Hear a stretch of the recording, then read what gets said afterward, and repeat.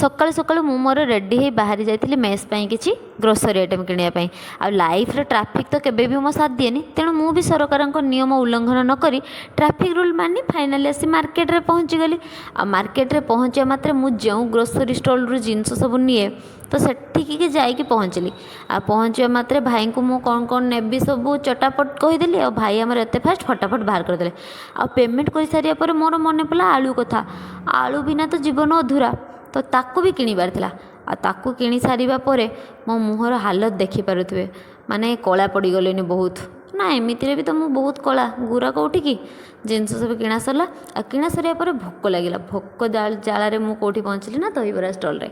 आ दहीबरा stall रे भाई आमर लेट न करी मो हाथ को प्लेटा बहुत जल्दी बढ़े देथिले। आ मु भी लेट न करी कौन कली ना खाई देथिली। खाई सारिबा परे मु फाइनली आसी मोर अंडा नहीं रूम रे पहुँचली। Bye bye.